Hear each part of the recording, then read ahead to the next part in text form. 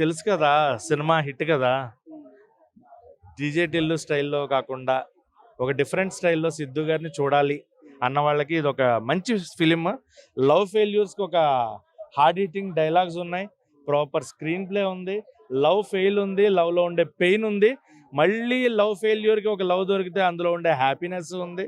And ఒక baby కోసం వాళ్ళు పడే సీన్స్ కానీ, లేదంటే వాళ్ళ స్క్రీన్ ప్లే కానీ, డైలాగ్స్ కానీ, మ్యూజిక్ కానీ, సినిమా ఓవరాల్గా ఎక్కడా కూడా తగ్గలేదు. Start to end vibe enjoy చేస్తాం మనం. ఆ లవ్ ఫెయిల్యూర్ డైలాగ్స్ కానీ, సినిమాలు సిద్ధు గారి పెర్ఫార్మెన్స్ మెయిన్గా. ఇద్దరు హీరోయిన్స్ ఉన్నా నేను వాళ్ళిద్దరిని కాకుండా సిద్ధు గారిని చూసా. ఒక ప్రాపర్ 100% ప్రాపర్ యాక్టర్ని, సెటిల్డ్ పెర్ఫార్మర్ని చూశాను అనమాట. సో సినిమా అయితే నాకు చాలా చాలా చాలా నచ్చింది.